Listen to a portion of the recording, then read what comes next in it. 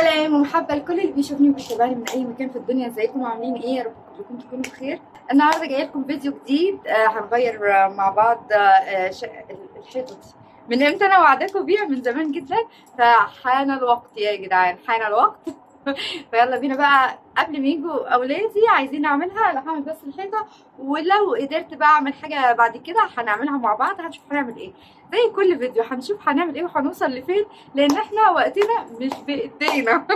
فيلا بينا نبدا الفيديو. واذا كنتي اول مره تشوفيني يا ريت تشتركي في القناه وتفعلي زر الجرس. ولو عجبك الفيديو اعملي لي لايك، واعملي لايك من اي حق، من غير اي حاجه. عجبك ما عجبكيش اعملي لايك. لا، لو عجبك الفيديو بجد اعملي لي لايك. يلا بينا نبدا الفيديو عشان مفيش وقت خالص. يلا بينا. اول حاجه كده عايزه اقولك عليها اني انا غلطت كذا غلطه في لصق ال الورق الحائط ده.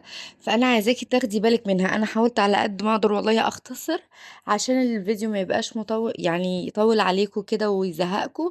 وفي نفس الوقت تاخدي معلومه. انت لو عايزه تعملي ورق لاصق حلو بجد اتفرجي للاخر، لاني اصلا المشكله حصلت في الاواخر، يعني في اخر كذا واحده حصلت كذا حاجه كده.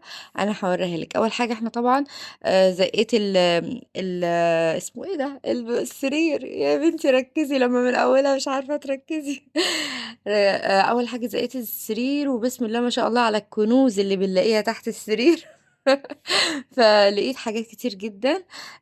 طبعا شلت كل حاجه، وحاولت على قد ما اقدر ان انا ايه، يعني انضف تحتي عشان ابقى براحتي، فاهمين؟ فلميت بقى الحاجة اللي انا عايزاها واللي انا محتاجاها، والالعاب والقلامة والالوان. حاجات كتير جدا. يعني اكتشفنا احنا كنا المفروض ان نجيب لهم الوان. لا، مش محتاجين ان احنا نشتري الوان. مش محتاجين خالص. وشلت كل حاجه كده. زي ما انتوا عارفين انا لما بعمل تحت السرير ببقى حاطه الجاروف والمقشه جنبي، وكمان الكيس جنبي، بحيث ان انا كل شويه اكنس واحط في الكيس، لاني طبعا بيبقى السرير قاعد عند الباب، فما بقدرش اطلع اساسا يعني. ما بقدرش اخرج من الباب. المهم هنا كانت لوحة الأرقام دي لازقة في الحيطة، فطلعتها على قد ما أقدر. حاولت أطلع إيه الحاجات اللي هو اللاصق ده اللي كان موجود أساسا، وكنا عاملين بيه زينة رمضان وكده. جبته أخيرا. جبت اللاصق. هات يا ماما. جبت اللاصق بقى. وهو كان ده مقاسه، بس ده كان بالطول. أنا ما كنتش طبعا عارفة، فكنت بحاول أشوف شكله عامل إزاي، المفروض إن أنا أحطه إزاي في الحيطة. وكمان طلعت واحدة تانية وشفت ايه الشكل، المنظر المفروض يبقى جنبه تحت بعض ازاي وكده. فده انت هتعرفيه مع نفسك. شايفين انا عاملة ايه؟ وبرضو رحت قمت جايبة ومقطعة كذا واحدة تاني وحطهم بقى على ايه، على الحيطة، عشان اخد بالي هو يمين ولا شمال، فوق ولا تحت، ازاي انا ارتبه. هل بالعرض مثلا جاي؟ فاهمين يا بنات؟ لازم لما تيجي تعملي بصي تشوفي مقاسات كل حاجة. انا جايبة 3 زيادة، يمكن 3، لا جبت على فكرة طلعوا 6 زيادة. ليه بقى؟ عشان لو حاجة باظت منك انت تبقي في الامان، انت تبقي معاكي حاجة زيادة. طب لو ما فيش حاجة باظت الباقي يترموا؟ لا والله. يعني لقينا حاجة تاني، لقيت حاجة تانية عملتها بيهم في نفس الأوضة. لقيت ان هو في زي عمود كده طالع، واحنا كنا حاطين عليه التلفزيون وكده. وكان بقى انا شلت التلفزيون وحطيته في الصالة. فقمت ايه، حطيت الورق اللاصق اللي باقي حطيته في العمود ده. بصوا طلع تحفة والله العظيم. يعني انا هوريه لكم، بس طبعا ما وريتهوش بصراحة في الفيديو ده، لان انا عايزاه يبقى بس للورق اللاصق، عشان محدش يكسل ويقول لا انا مش هتفرج. لا، لازم تتفرجي، عشان للاسف في حاجات كتير بتحصل. طبعا احنا مش زي الرجال اللي هتبقى بتلزق وكده ومتعودة. لا، في حاجات غلطات بتحصل، وانا عملتها قبل كده. بس تقولوا ايه، نسيت كل حاجة. انا الزهايمر نفسه يعني تلميذ يا جدعان، بيقول لي ازيك يا استاذه. المهم ف... ففي حاجات كتير حصلت. وغير كده والله في اختلاف برضو في نوع الورق اللاصق. ورق اللاصق الاولاني كان حلو جدا، عشان تاخدوا بالكم يا جدعان. ورق اللاصق بيبقى انواع. بصراحه اللي جبته الاول كان حلو جدا. كنت لما يعني لما الزقه واجي اطلعه في نفس الوقت كان يطلع معايا. ده خفيف، فكان لما اجي اطلعه بيتقطع معايا. فاهمين ازاي؟ هتشوفوا دلوقتي انا هوريكوا ازاي يتقطع معايا عشان تاخدوا بالكم بس مش اكتر، عشان لما تيجي تعملي صح يعني تشتغلي صح، لان ده يعني هيقعد طول العمر، فاهمين؟ ف وحاجه ديكور حلو وفي نفس الوقت يعني ارخص من الدهان بكتير كتير كتير، و... واشيك على فكره، والله شيك جدا جدا. انا عن نفسي معجبه بنهايه النتيجه، يعني بالنتيجه قصدي. وحابة يعني، حتى جوزي اللي ما كانش مقتنع بيه وما كانش حبه وقال لي استني ندهنها احسن، دلوقتي بيقول لي لا بصي اعملي باقي الشقة بيه، يعني فاهميني ازاي من كتر ما هو حلو بجد والله. هنا بقى انا كنت بعمل ايه، يعني حتة حتة، بفك اللزق بتاعها. بس اللزق ده للأسف يعني الأولاني برضو كان اللزق بتاعه بيطلع مرة واحدة كله، فاهمين؟ لكن ده بقى مش راضي يطلع مرة واحدة خالص، بالعكس كان بصوا كل شوية بقى الورق اللاصق ده تطلع حتة والحتة التانية لأ وكده. طيب أنا كواحدة عايزة ألزق أطلعها كلها، لأ ما تطلعهاش، بالذات لو كان اللي هو النوع الخفيف ده، يعني طلعي حتة حتة على قد ما تقدري. متأسفة بس الرسايل دي أنا قفلت النت. على قد ما تقدري بقى تحاولي ان انت تطلعي حتة حتة، بحيث ان هي متبقاش معاكي كلها الورق مفتوح مثلا ويقوم لازق في الحيطة وتيجي تطلعيها، لانك طبعا اكيد لسه يعني ما ظبطتهاش وكده، تقوم تتقطع منك زي ما عملت معي. يعني انا بصوا هنا شايفين انا بطلعها، ايوه بس بصوا والله لاني كانت لسه ما دوستش عليها قوي، فاهميني ازاي؟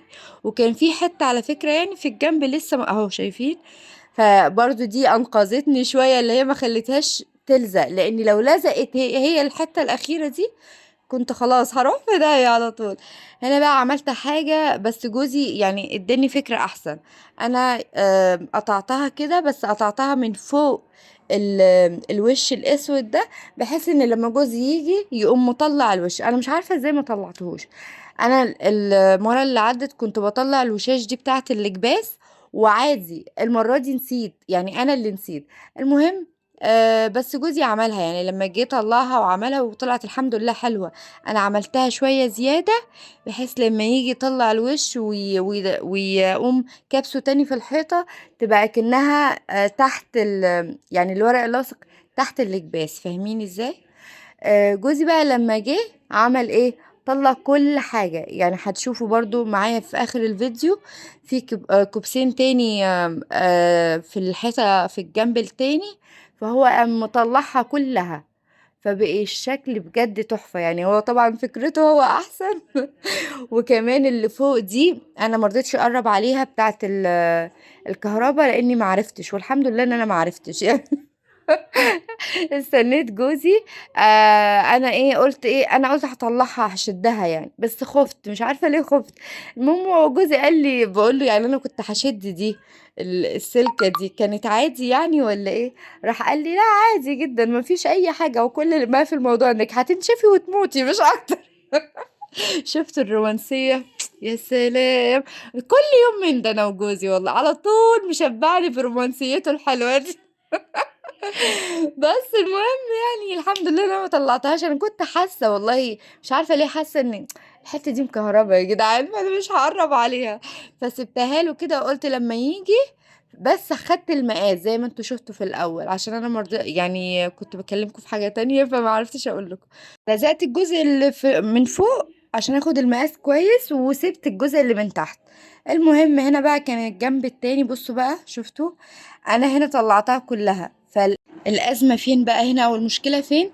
اللي هو انتي أصلا عايزة تبقى كلها متساوية في العرض وفي الطول ومن فوق ومن تحت، ماشي عشان تبقى حلوة. فلما بتيجي تشدي هي بتتشد شوية زي مطاطة شوية، بتبوظ معاكي المساحات، فانتي خليها مرتاحة، يعني فاهمة ازاي؟ يعني خليها ما تشديهاش، لانك لما بتشديها بتحصل مشكلة وما بتعرفيش المقاس، وممكن الحيطة في الجنب تبان، خصوصا لو كان سادة. يعني انا مثلا اللي بره في الصالة كان عبارة عن اللي هو الطوب، فكل طوبة درجة فمش باين بقى، لكن ده لانه كل واحد اللون واحد، فلما بتيجي تبان حاجة من الحيطة ورا بتبقى باينه، فاهمين ازاي؟ فما تشديش، خليها مرتاحه. هنا بقى بصوا كان جوزي طلع الكهرباء زي ما قلت لكم، شايفين عملها ازاي ما شاء الله. يعني بس طلع السلكه وانا اشتغلت براحتي خالص، وحاولت على قد ما اقدر، بس شايفين برضو في الجنب عشان ما عملتهاش من الاول. العك بقى كله في المنطقه دي. ليه بقى؟ عشان هي كانت اخر حته وما كانتش واخداها كلها، كانت واخده جزء منها، فانا ما كنتش عارفه اعمل ايه. طيب ايه الصح اللي احنا المفروض نعمله؟ اول حاجه شوفي الغلطات اللي انا عملتها. انا لزقتها هنا مره واحده، ولقيت ان هي بص الحيطه من فوق باينه ازاي بعد ما لزقتها. فما تطلعيش الورق الا لما تكوني ظابطه من فوق وفي الجنب، فاهماني؟ بصوا بقى بحاول اطلعها، شايفين ايه اللي حصل؟ شايفين اتقطعت مني. بس انا بقى ايه اللي ما همنيش، لان انا جايبه ورق زياده. فلازم برضو تجيبي ورق زياده، حتى لو ورقتين على فكره، مش لازم تجيبي زي كده كتير. انا ليه جبت كتير؟ لان انا ما كنتش ناويه اعمل بس الحيطه دي، كنت ناويه اعمل حاجه تانية. آه ف... فقلت خلاص يعني زاد ما زادش خلاص. وفعلا الحمد لله، بس ما عملتش الحيطه اللي انا كانت في بالي في الاول، عملت زي ما قلت لكم في نفس الاوضه. هنا بقى عملت بالمقص، ودي كانت غلطه برضو. جوزي قال لي هي عايزه كتر، يعني المفروض ان انت تلزقيها وتعمليها بكتر. بس انا هقول لكم لا، ما تلزقوهاش. يعني هو جوزي قال لي الزقيها واعمليها بكتر وشيليها. لا بصوا، انا الحته دي لما اتلزقت ما رضتش تطلع، لان هو حلو في ايه؟ ان هو ما بيرضاش يطلع. بس لما بيطلع وهو بايظ، يعني فاهمين ليه؟ لانه نوعه مش كويس. ده نوعه اللي انا جايباه ده مش كويس، في انواع كويسه يا جدعان، بس انا معرفش باين بيقولوا الالماني حلو. بس هي مش هتفرق، يعني هي بصي انتي لو انتي عايزة شكل فهي مش هتفرق. هو كل ما في الموضوع اللي بيفرق معاكي انك انتي تحطي الحاجة حلو بس. فانا انصحك يعني جيبي الرخيص، والله العظيم، لان هي مش وقته ان انت تجيبي حاجه ب1500 دلوقتي. الغالي اكيد عشان تعملي حيطه كامله هتكون ب1200 او كده. ده هيكلف معاكي 800 جنيه 700 جنيه، حاجه زي كده. ده لاني انا كمان جايباه من فتره، خلي بالكم. ف يعني مش مستاهله بصراحه ان انتوا تدفعوا حاجه غاليه. ولا والله النتيجه هي بس خلي بالك انت وبتعمليه. عشان كده بقولك شوفي كل الغلطات اللي انا عملتها. هنا بقى عملت بالمقص اكني بعمل بالكتر، بس برضو باظت مني عشان الكتر اسهل. بس ايه الحلو بقى؟ ان انا ما لزقتهاش فطلعت مظبوطه، فاهمين؟ وهنا جوزي بقى كان عمل الكهرباء، شايفين برضو حلوه ازاي لما عملها؟ مظبوطه جدا طبعا، احسن من بتاعتي اللي انا عملتها. يعني بصوا، يعني بصراحه كل واحد يديله حقه، احنا مش هنكذب بصراحه. بصوا بقى، يعني كانت حلوه ومظبوطه لاني ما لزقتهاش. شايفين بقى النتيجة كانت حلوة جدا، عجباني جدا، مبسوطة بيها والله. فمش هتفرق معاكي، جيبي الرخيص واعملي شقتك او اوضتك او اي حاجة نفسك تعمليها. ويا رب يكون الفيديو عجبكم. استنوني الفيديو جديد، انا مش هقول لكم انا هعمل ايه جديد، بس والله في حاجة جديدة. واشوفكم على خير.